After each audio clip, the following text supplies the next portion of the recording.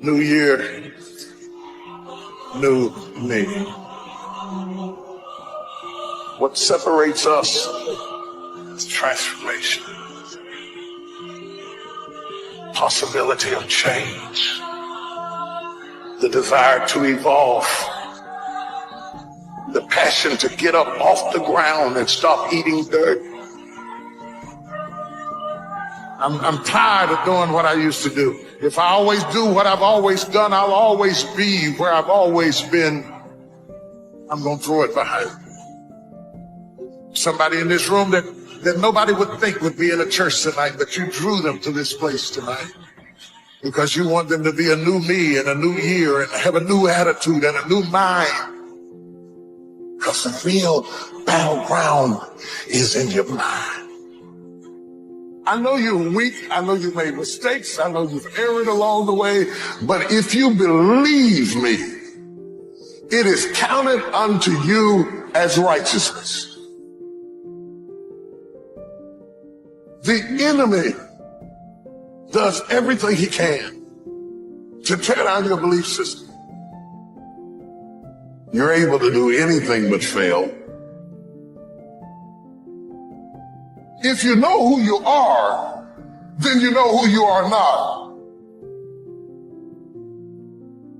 If you don't know who you are, somebody can ascribe any identity onto you and you will morph into whatever they want you to be. And that's what has happened with a whole lot of us. Some of us have been 10 or 12 different people depending upon who we were with because we don't know who we are. We become whoever they want us to be. And then when they leave us, we are confused because we have no real understanding of who we are. There are some dreams shut up in you. Like fire, you're going to feel your destiny calling out. May not have happened the first time. The loan didn't go through. You didn't get chosen for the part. The medical report wasn't good. That's okay. It's still in you. This is your time. This is your moment. Shake off the doubt. Shake off the negativity. You're at the right place. You're at the right time. Now all you've got to do is get in the right frame of mind. Lord, I believe this is my year to get healthy and whole. This is my year to meet the people of my dreams. This is my year to go further in my career, to step into a new level of my destiny. This is my year to accomplish dreams, to break free from this depression. This is my year to meet the right people. This is my year to get healthy and whole. This is your year to see double. This is your year for vindication, for restoration, for new beginnings. Now get your mind going in the right direction.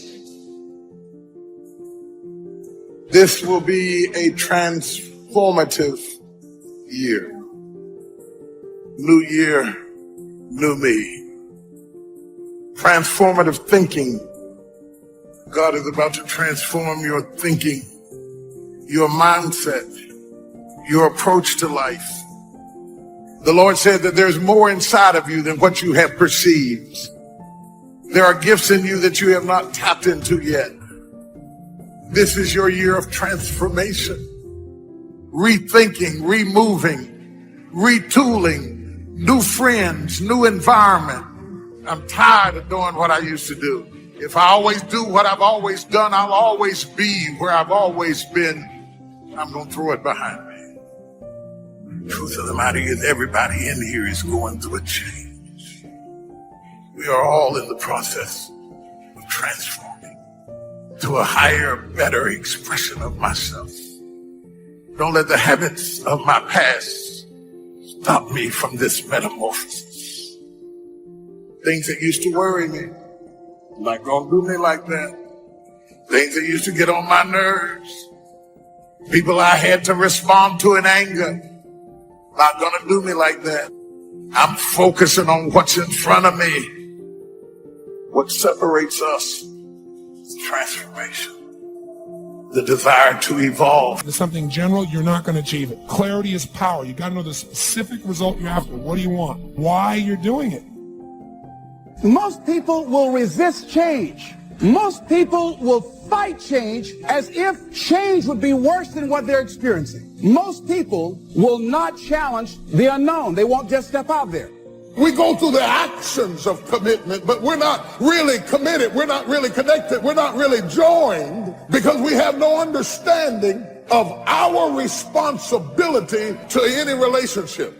Wonder what would have happened in school if you'd been committed. Wonder what would have happened in your marriage if you'd have really thrown your whole self. You've always been casual. See, a lot of people won't try anything different.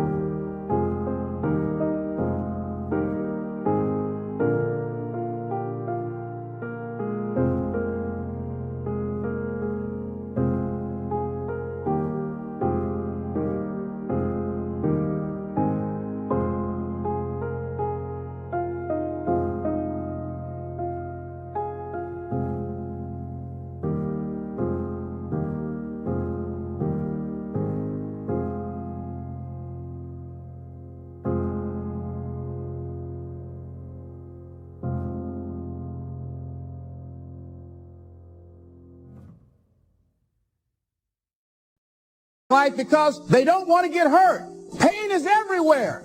But most people spend their life not wanting to deal with the pain of rejection, the pain of being disappointed, the pain of being criticized, the pain. That's called life. But guess what? There's no gain without pain. Even if you were 40 or 50 or 60 or 70, doesn't matter. You're in the game now, and that's what counts. And all those quote-unquote wasted years, they weren't wasted because you learned. If you know what it is to be at the end of your rope and feel like your life is over and you've got questions that cannot be answered, you need to learn this verse. They that sow in tears shall reap in joy. I've seen days that were so dark for me that I thought there could not possibly be a silver lining in the clouds. I've seen days and weeks and months that drug me so low that I gave up all hope of getting up again. But in the midst of all of that despair, there was in the basement of my soul, they that sow in tears shall reap in joy. So you got to get yourself past that. The way to get past that is have enough reasons. Reasons come first, answers come second. Task intelligent, you got to know why you want it, have enough drive to make it happen, enough juice to make it happen. If you don't have enough reasons, you will not make it happen. What is going to get you to actually fall through? Because the first plan's not going to work and the second plan's going to work, so you better have enough plans. If the first two don't work, you still got something else. Otherwise, you're going to be having excuses why it didn't work. What do you do when something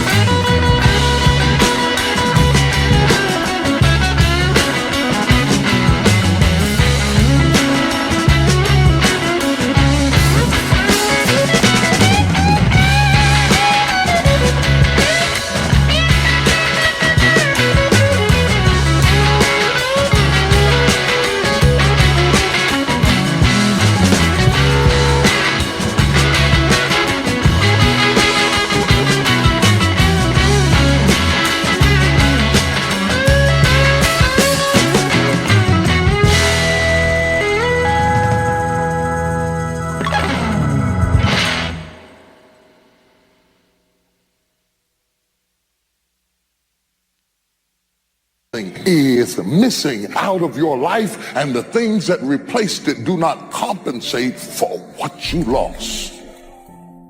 What do you do when you tried and failed and you want to quit? Because trying again means hurting again, means risking again, means believing again, means hoping again. You will be wounded many times in your life. You'll make mistakes. But I have learned that failure is really God's way of saying, excuse me, you're moving in the wrong direction. Other than death, all failure is psychological. Does not mean that you won't lose some battles, because you will. But it does mean that as long as you don't surrender, as long as you don't give up, then you haven't failed. If you get beat, unless you're dead, you are not defeated, and you have not failed. What you've done is you've learned. So get up and go get after it. You just don't know what the next moment will bring. You have comeback power. When something happens to you, don't buy into what has happened to you. Buy into, I'm getting up out of here. I'm going to change this situation. This is no time to do something stupid, like hurt yourself. No. Don't lose your dream. That's long-range goals. Because if you set up something short-range, go for it. Get it. Latch onto it. Work hard. Accomplish it. That starts building your strong feelings to go for your dreams. People who don't stop to clear their heads, they react.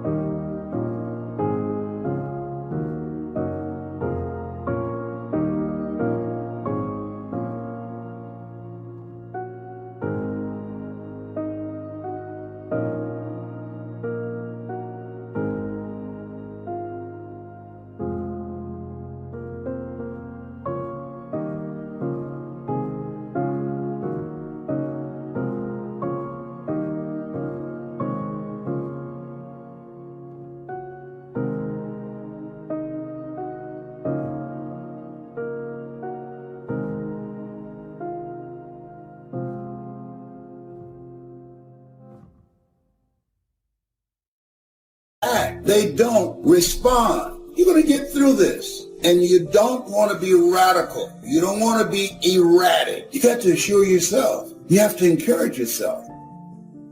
We all live in this bubble. What you got to do to get the life that God wants you to have, you got to put more air in your bubble. Expand yourself. Take yourself out your comfort zone. If you stay in your comfort zone, that's where you will fail. Success is not a comfortable procedure. It is a very uncomfortable thing to attempt. So you got to get comfortable being uncomfortable if you ever want to be successful. As long as God wakes you up, that means he ain't through with you yet. You got a shot to correct it and get it right. And he kept waking me up. So I figured, okay, God wakes you up. That also means that he has something for you that you've yet to receive. You have to have a lot of passion for what you're doing because it's so hard that if you don't, any rational person would give up. It's really hard, and you have to do it over a sustained period of time. So if you don't love it, you're going to give up. And that's what happens to most people, actually. The ones that are successful loved what they did so they could persevere, when it got really tough. And the ones that didn't love it quit. So it's a lot of hard work, and it's a lot of worrying constantly. So you got to love it, you got to have passion. If you think ordinary's cool, ain't no problem. It's some really wonderful ordinary people. But here's the fact. All of you have extraordinary capabilities. All of you. You have to decide if you are willing to do the things to put you in that category. Rich people don't sleep 8 hours a day. He who loves to sleep and the folding of hands, poverty.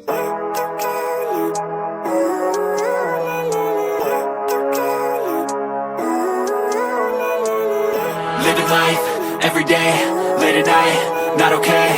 All I want, and I pray, all I need are some better days. Fuck me, I'm looking in the mirror, so foggy, but I've never seen clearer. I don't really think anyone can save me, and honestly I'm not really sure I want saving. I like to be my own worst enemy. There's no risk if you don't try at anything, so I'ma just keep buying everything. See you in the next life, have to be a better me. I don't think that my head's on straight, gotta flip it and grip it and go and get an x-ray.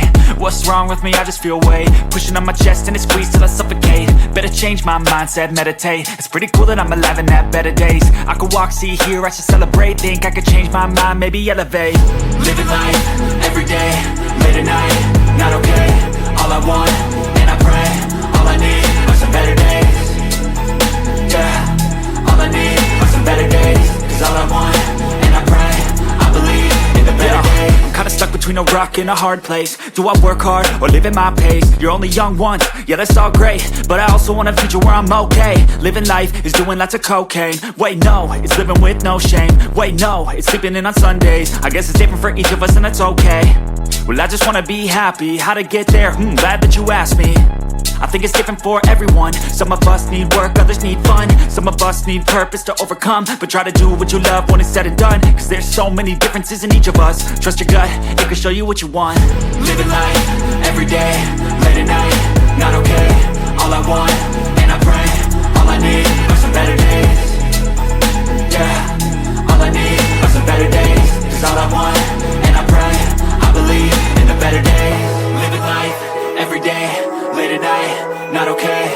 All I want, and I pray, all I need are some better days. Yeah, all I need are some better days. Cause all I want, and I pray, I believe in the better days. Will set upon you like a thief in the night. Better have a valued goal, because otherwise you can't get any positive motivation. And so the more valuable the goal, the more the micro processes associated with that goal start to take on a positive charge. Well, you get up in the morning and you're excited about the day. You're ready to go. What you do is you specify your long-term ideal. You want to specify goals that make you say, if that could happen as a consequence of my efforts, it would clearly be worthwhile. The question always is, why do something? It's easy to get faked out by being busy. Guy comes home at night all exhausted, falls in the chair and says, oh, I've been going. Here's the big question. Doing what? It's not the going. Some people are going, and they're doing figure eights. So don't mistake movement for achievement. The next question might be, well, where should you look for worthwhile things? You need a family, you need friends. Like, you don't need to have all these things, but you better have most of them. Family, friends, career, educational goals, etc. That's what life is about. And if you don't have any of those things, then all you've got left is misery and suffering. So that's a bad deal for you. If you can't be good company to yourself, you can't be good company with anybody else. I heard a song called "I'm Lonely Whenever You Are Around." Have you ever had that kind of experience? Yes, you have. Well, you could be lonely in the middle of a crowd, alone in your thoughts, people surrounding you, and you're lonely because you have a different kind of mindset. The energy is different.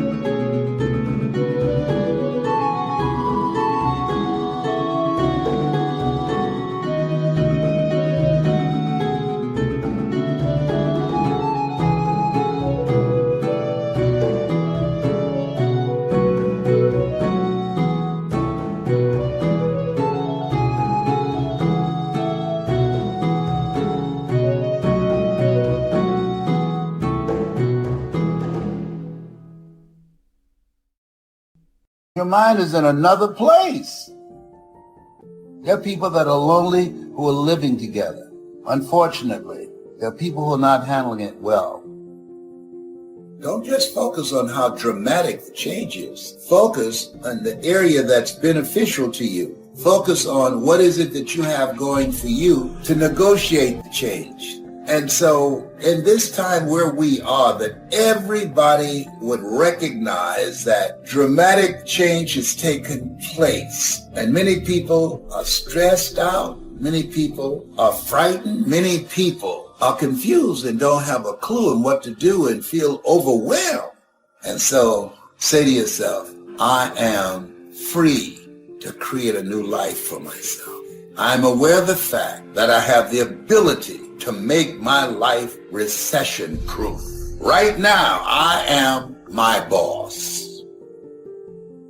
Who it is that you're trying to be, you aim at that, and then you use everything you learn as a means of building that person that you want to be. And that's fine, except you'll fail all the time then. You just won't know it until you've failed so badly that you're done. And that can easily happen by the time you're 40. I would recommend that you don't let that happen. Okay, so once you get your goal structure set up, you think, okay, if I could have this life, looks like that might be worth living. Anxiety-provoking and threatening, and there's going to be some suffering and loss involved and all of that. The goal is to have a vision for your life. Then you turn down to the micro routines. It's like, okay, well, this is what I'm aiming for. How does that instantiate itself day to day, week to week, month to month?